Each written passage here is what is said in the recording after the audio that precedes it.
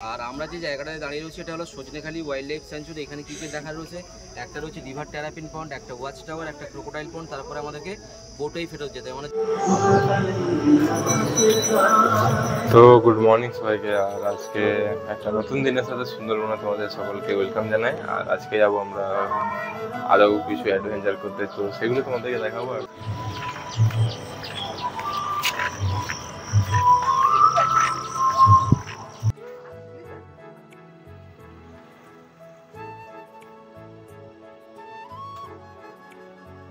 আমাদের রিসোর্ট থেকে বেরিয়ে দুপাশে রাস্তার এরকম খুব সুন্দর সুন্দর জিনিসপত্র বিক্রি হচ্ছে, তো তোমরা সেখান থেকে নিজেদের বাড়ির জন্য ফ্যামিলির জন্য শপিং করতে পারো। তো ভাইয়ের এটা খুব পছন্দ হয়েছিল, তো ভাই বলছে এটা নেবো। তো বললাম ঠিক আছে চ, দেখা যাবে, আগে ঘুরে আসি আমরা যেখানে যাচ্ছি, কারণ আজকে পুরো দিনটা ওইখানে বুক হবে, আমরা রিটার্ন আজকে আবার এখানেই আসবো। তো চলো এখন বেরিয়ে যাচ্ছি, আর এই রাস্তাটা দিয়ে এখন আমরা সোজা চলে। ভিউটা একটু দেখিয়ে দিই, আমরা যে কটেজটা আছি সেই কটেজটা থেকে আমাদের রাস্তাটা কিছুটা এরকম। আর সবাই নিজের নিজের মতো বেরিয়ে গেছে আগেই লঞ্চের জন্য সরি। তো যেমন যেমন ডিস্টেন্স হয় আমাদের সামনে অসুবিধা হয়নি, আমরা সবাই বলেছি হেঁটে হেঁটে যাবো, তো হেঁটে হেঁটে যাচ্ছি আমরা আবার চলে এসেছি সেই লোহার ব্রিজে। তো এরকম কিছুটা ব্যারেজ নয় আমাদের লোহার ফ্লাইওভারটা, আর লোহার তাই জং ধরে গেছে। আর আমাদের এটা গঙ্গা নদী নয়, অ্যাকচুয়ালি এটা একটা সাগর বলতে পারো। 7:30 নাগাদ ঘাটে টাইম ছিল যে এখান থেকে আমরা সবাই বেরিয়ে যাবো 7:30 নাগাদ। তাহলে জলদি জলদি ঘুরলে তাহলে জলদি জলদি বাড়ি আসা যাবে, ফেরত আসা যাবে, নিয়ে এসে একটু রেস্ট করা যাবে। তো কিছু করার নেই, কিছু একটা ফ্যামিলির জন্য আমাদের এরকম লেট হচ্ছে, কারণ এখন বেজে গেছে প্রায় 9টা নাগাদ। তো এখনো পর্যন্ত খাওয়া দাওয়া কিছু হয়নি, তো কি আর করা যায়, সবাই না এলে তো লঞ্চটাও ছাড়া যাচ্ছে না। তো কি আর কিছু করার নেই, তো চলো। তো লঞ্চে উঠেই আমাদেরকে দিয়ে দিল গরমা গরম চা আর বিস্কুট। তো এরপর আমরা সোজা চলে যাবো সজনেখালির দিকে। তার আগে দেখতে পাচ্ছ এখানে একটা জাহাজ, তোমরা আগের ভ্লগে যে যারা দেখেছিলে যে জাহাজটা কতটা উঁচুতে ছিল, আর যখন এটা লোড হয়ে গেল কতটা নিচে নেমে গেছে, তার মানে প্রায় জাহাজটা অর্ধেকটা নিচে অর্ধেকটা উপরে আছে। তো এগুলো সব বাংলাদেশ যায়, নানান রকম জিনিসপত্র নিয়ে যাওয়া আসা করে। আর চলো এই পথে আমরা চলে যাবো আমাদের নেক্সট ডেস্টিনেশন। এরপর পৌঁছে গেলাম সুন্দরবনের সজনেখালি ওয়াইল্ড লাইফ সেঞ্চুরিতে, যেখানে নানান রকম কচ্ছপ থেকে শুরু করে কুমির সংগ্রহ করে রাখা আছে। তো সেগুলো আমরা দেখতে পাবো। আর এখানে উপস্থিত আছে একটা ওয়াচ টাওয়ার, যেখান থেকে আমাদের সুন্দরবনের একটা খুব সুন্দর একটা ভিউ দেখতে পাবো। তো সেখানে উঠে দেখবো, যদি কিছু থাকে কপালে তো দেখতে পাবো, না থাকলে কিছু পাওয়া যাবে না, কারণ এখন চলছে ভাটা, জল নেমে আছে, তো চান্স একটু আছে যে কিছু দেখতে পাওয়ার। তো চলো, বোটটা এখন হবে পার্কিং, আর এরপর আমরা নিচে নেমে ডাইরেক্ট চলে যাবো সজনেখালি ওয়াইল্ড লাইফ সেঞ্চুরিতে। Let's go. তো চলো এখন আমরা এন্ট্রি করছি সজনেখালিতে।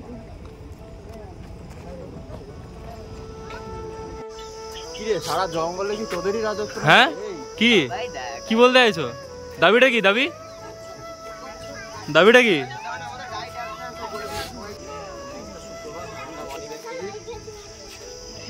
আপনার সাথে সুন্দরবন টাইগার রিজার্ভের অ্যাপ্রুভাল গাইড হিসেবে রয়েছে। তো আপনারা যারা সুন্দরবনে ঘুরতে এসেছেন, সুন্দরবনে কিছু নিয়মাবলী রয়েছে, যেটা আমাদের এখানে পুরো ঘোরাটাই রয়েছে, বোট রাইড ঘোরা রয়েছে। তো ঘুরতে ঘুরতে কেউ কোনো জিনিস জলে ফেলবেন না, বোটে যে ডাস্টবিনটা রয়েছে সেটাকে ব্যবহার করতে হবে। আর সবাইকে ভাবতে হবে এটা সুন্দরবন একটা সাইলেন্স জোন এরিয়া, কোনো বোট থেকে কিংবা কোনো ওয়াচ টাওয়ার থেকে কোনো যদি জীবজন্তু দেখা যায় কেউ কোনো চিৎকার চেঁচামেচি করবেন না, প্লাস কেউ কোনো খাবার দেবেন না। আর আপনারা সবাই সুন্দরবনে ঘুরতে এসেছেন, একটা আশা করি সুন্দরবনে যাচ্ছি মানে রয়্যাল বেঙ্গল টাইগার দেখুন। বাট সবাইকে ভাবতে হবে আমরা ঘুরছি ন্যাচারাল ফরেস্ট এরিয়ার মধ্যে, ঘুরতে ঘুরতে কোনো জীবজন্তু যদি বাইরে বেরিয়ে আসে এবং আমরা সেই টাইমিংয়ের মধ্যে সেখানে পৌঁছে দেতে পারি, তাহলে কিন্তু আমাদের পক্ষে অ্যানিমেল থাকা সম্ভব। আদারওয়াইজ আমাদেরকে সুন্দরবনের নেচারটা দেখেই কিন্তু ফেরত আসতে হবে। মানে আমরা রয়েছি কেমন অবস্থায়, চিড়িয়াখানার মতো অবস্থা। চিড়িয়াখানায় গেলে আমরা কী করি, ওদেরকে খাঁচার মধ্যে আটকে রাখা হয় আমাদেরকে দেখানোর জন্য, বাট এখানে কিন্তু পুরো উল্টোটাই। আমরা রয়েছি খাঁচার মধ্যে, ওরা রয়েছে ওপেন এরিয়াতে। ওরা যদি আমাদেরকে দেখতে আসে তারপরেই কিন্তু আমরা দেখতে পাবো, আদারওয়াইজ পুরো নেচারটা দেখেই ফিরতে হবে। আর আমরা যে জায়গাটায় দাঁড়িয়ে রয়েছি এটা হলো সজনেখালি ওয়াইল্ড লাইফ স্যাঞ্চুরি। এখানে কী কী দেখা রয়েছে, একটা রয়েছে রিভার টেরাপিন পন্ড, একটা ওয়াচ টাওয়ার, একটা ক্রোকোডাইল পন্ড, তারপরে আমাদেরকে বোটেই ফেরত যেতে হবে।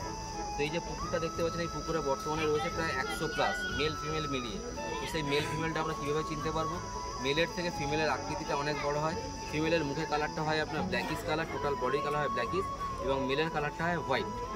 আর আপনারা সবাই যে কোনো ওয়াচ টাওয়ারে নামলে সবাই চেষ্টা করবেন একসাথে থাকার জন্য, কারণ আজকের দিনে অনেকটা ভিড় রয়েছে, যদি আপনারা কেউ একজন মিসিং হয়ে যান তাহলে কিন্তু সবার ঘোরাটা কিন্তু সমস্যা হয়ে যাবে। আর অলরেডি আপনারা কিন্তু অনেক লেট করে চলে এসেছে, তো সবাই এবার আস্তে আস্তে চলে আসুন, আমাকে ফলো করুন। বাবা তুই ফোনটা কাছে করবি অনেকদিন ভাই ওই যে সামনে একটা সামনে রাখা রয়েছে। বাট যে গাছটা দেখতে পাচ্ছেন নারকেল গাছের পাতার মধ্যে যে গাছটা দেখতে লাগছে ওই গাছটার নাম গোলপাতা গাছ। বাট গাছটার নামটা কেন গোলপাতা এসেছে তার কারণ সুন্দরবনের আশেপাশে যে গ্রাম রয়েছে সেই গ্রামবাসীর প্রধান জীবন জীবিকার সোর্স অফ ইনকাম ফিশিং করা, হানি কালেকশন করা এবং ক্র্যাব কালেকশন করা। তো আমরা যেমন এখন ঘুরতে যাচ্ছি জঙ্গলের মধ্যে পারমিশন নিয়ে, ওদেরও কিন্তু পারমিশন লাগে, উইদাউট পারমিশনে কেউই যেতে পারে না। তো অনেক বছর পিছিয়ে গেলে সুন্দরবনে যখন কড়াকড়ি রেস্ট্রিকশন ছিল ওরা কি করতো, মাছ ধরতো। তোমার শ্বশুর বাড়িটা তুলে দিয়েছে? একদম জঙ্গলে আমার শ্বশুর বাস করে, তো 3 তলা বাড়ি বানিয়ে দিয়েছে। কিছু মনে করবেন না, শ্বশুর হয়তো গরিব, 3 তলা বাড়ি বানিয়ে দিয়েছে আমাকে। সেখান থেকে আমরা আশেপাশে ভিউটা নিতে পারবো, আমাদের ভালোর জন্য করে দিয়েছে তো একদম আমাদের। ওই পাশটাতে কি আছে? পাখি পাখি বড় পাখি দেখা যায়, দেখতে পাচ্ছেন? হ্যাঁ বকের মতো সারস। ওই পাখিটার নাম হলো লেসার অ্যাডজুটেন্ট স্টক, সব থেকে সুন্দরবনের সব থেকে বড় পাখি। ও ওই তো মুখটা লম্বা একদম। আচ্ছা এবার এখন ওয়াচ টাওয়ারে উঠে আশেপাশে ভিউটা নিতে চলেছি। তো এটা হচ্ছে ওয়াচ টাওয়ারের সিঁড়ি। তো চলো এই দিয়ে সবাই আমরা উপরে উঠে যাবো।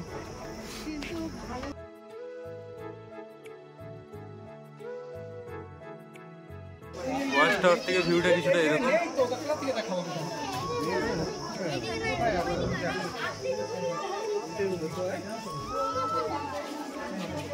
তো এবার আমরা যাবো নিচে, আর তারপরে আমরা নেক্সট ডেস্টিনেশন যাবো। ওয়াচ টাওয়ার থেকে ভিউটা ঠিকঠাকই ছিল, বাট ওয়াচ টাওয়ারটা খুবই সাইডে হয়ে গেছে, বনের মাঝে হলে ওয়াচ টাওয়ার থেকে অনেকটাই বেটার ভিউ পাওয়া যেত।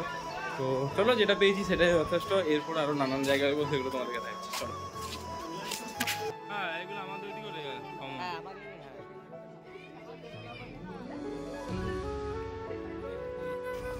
আজকে দিতে পারো প্রচন্ড ফেরুসি আছে।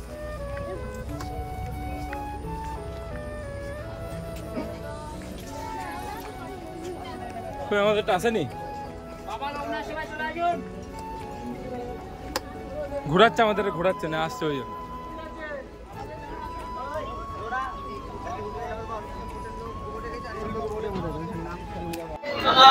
তো আমাদের বোটের এখন অপেক্ষা করছি লঞ্চে। তো লঞ্চটা এলে আমরা নেক্সট ডেস্টিনেশনে যাব। আর আমাদের হয়ে গেল ঘোরাঘুরি, বেশ ঠিকঠাক ছিল। আর ওয়াচ টাওয়ারটা যেটা বললাম মেনলি কারণ বনটা দেখার ভেতরে কিছু দেখতে পাওয়া যায় না, জাস্ট একটা পাখি দেখতে পেয়েছি আর কচ্ছপ আর কুমির টুমির দেখতে পেয়েছি। চলো নেক্সট ডেস্টিনেশনে যাই, দেন কথা হচ্ছে। লঞ্চে উঠে আমরা পেয়ে গেলাম রাধা বল্লভী ছোলার ডাল ও মিষ্টি, যেগুলো সবই ছিল যাচাই। আর তারপরে আমরা চলে গেলাম নেক্সট ডেস্টিনেশনের জন্য। তো চলো আমাদের লঞ্চ ছেড়ে দিয়েছে, এরপর আমরা আগের বসে ভিউটা এনজয় করবো। তখন সবারই চলছে ব্রেকফাস্ট, আমাদেরও চলছে। আর প্রচুর খিদে পেয়েছিল ভাই, অনেক লেট হয়ে গেছিলো বেরোতে, সেই লেভেলে খিদে পেয়েছিল। আর এটা যেটা দেখছো সেটা একটা প্রাইভেট ক্রুজ টাইপের। তো উপরে দেখতে পাচ্ছ এটা একটা প্রাইভেট ফ্যামিলি বুকিং আছে। এখানে কর্মজীবন হচ্ছে মাছ ধরা, মধু সংগ্রহ করা, এইসব করে এখানকার মানুষরা জীবনযাপন করে। তো তারই একটা ঝলক দেখালাম।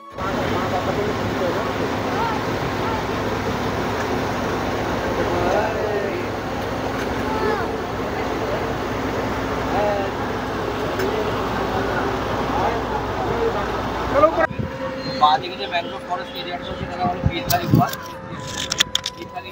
তো আমরা যাচ্ছিলাম সোজা, বাট এই দিক থেকে আমরা ইউটার্ন নিলাম আর এইদিকে যাচ্ছি আমরা ম্যানগ্রোভ, এদিকে ডাইরেক্ট। তো এখান থেকে শুরু হবে আমাদের আসল সুন্দরবনের জার্নি।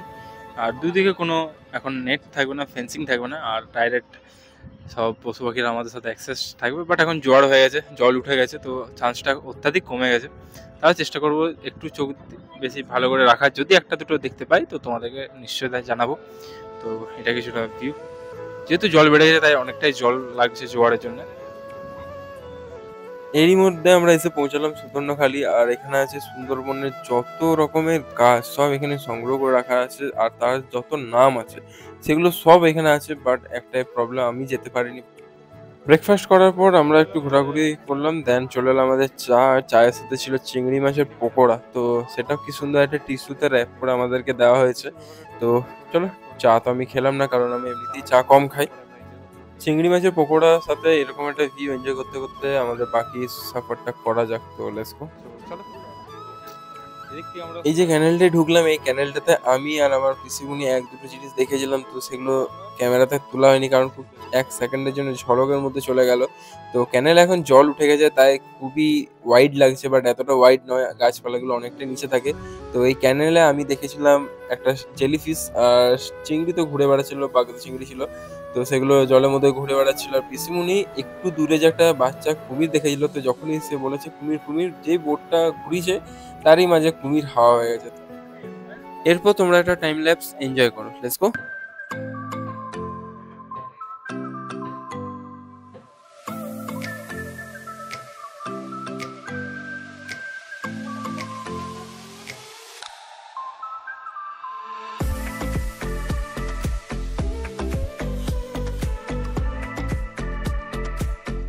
পাশ দিয়ে পেরিয়ে যাচ্ছে স্পিড বোট, আর হয়তো কিছু একটা প্রবলেম ধরা পড়েছে, তো তারই তদন্ত করতে যাচ্ছে। এটা মনে হয় ফরেস্ট পুলিশ, তো ফরেস্টার আর কি। তো দেখো কি স্পিডে পেরিয়ে যাচ্ছে, আমরা কোথায় কচ্ছপের মতো যাচ্ছি আর সে খরগোশের মতো দৌড়ে চলে যাচ্ছে।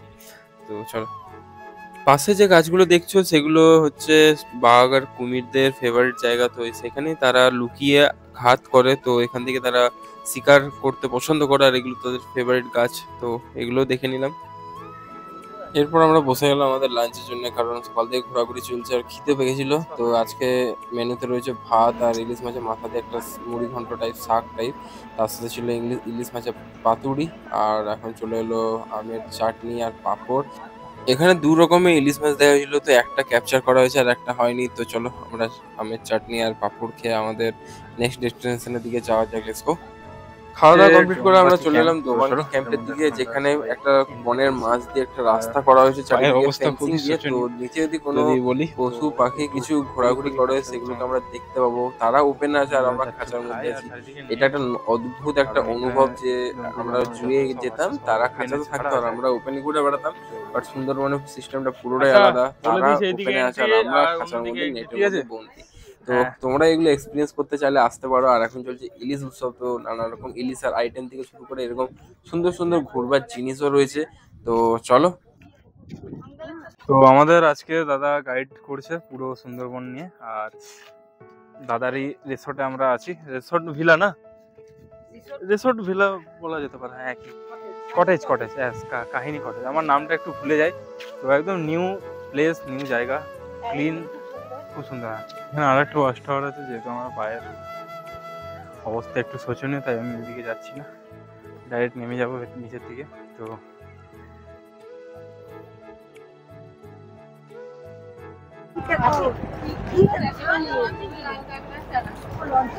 লাল কাঁকড়া ছাড়া কিছু দেখতে পেলাম না আপাতত। হাতে সিংহ বাঘ সব রইলো নিজের ঘরে, আমরা চলো নিজের ঘরে। চলো। পাটাকে যত নামিয়ে রাখছি তত ব্যথা বাড়ছে, তাই পাটা উপর দিকে ঝুলিয়ে বসে আছে। আর এটা হয়েছিল আমার সজনেখালিতে ওয়াচ টাওয়ার থেকে নামার সময়, খুবই জোরে আঘাত পেয়েছিল, বাট তখন অতটা বুঝতে পারিনি। এতক্ষণ হাঁটাহাঁটি করার পর এতক্ষণ বুঝতে পারছি, একদমই চলতে পারছি না, হাঁটতে পারছি না, জানি না কি হবে। তো দেখা যাক কি হয়, কি হবে না হবে সেটা তো জানি না। আর এখন চলে এলো আনারস আর নারকেল ডাব, যাই বলবে। তো চলো, এরপর আমরা চলে যাবো আমাদের হোটেলের দিকে, কারণ খুবই টায়ার্ড, সকাল দিয়ে ঘুরছি, প্লাস এই ভিডিওটা অনেকটা বড় হয়ে গেছে, তাই আর বেশি বড় না করে সোজাসুজি আমরা ফিরে যাবো আমাদের হোটেলের দিকে। তো সকাল থেকে যতজন বেরিয়েছিল, তো সব লঞ্চগুলো একে একে বাড়ি ফিরছে, অনেকজন তো চলে এসেছে। তো কতগুলো গেছিল তোমরা দেখতে পাচ্ছ। আর এখন চলছে ইলিশ উৎসব, তাই এতটা সুন্দরবনে ভিড় চলছে। আমরা চলে এলাম আমাদের পাখিরালয়ের পাড়ে, তো এখান থেকে আমরা সোজা চলে এলাম আমাদের হোটেলে। আর এই ভিডিওটা এখানে শেষ করছি, যদি কিছু ভালো লেগে থাকে তো লাইক শেয়ার সাবস্ক্রাইব করে দেবে। আর এই খোড়া পানি এখন চললাম হোটেল, দেখা হচ্ছে নেক্সট ব্লগে, তাদের বাই বাই, টেক কেয়ার।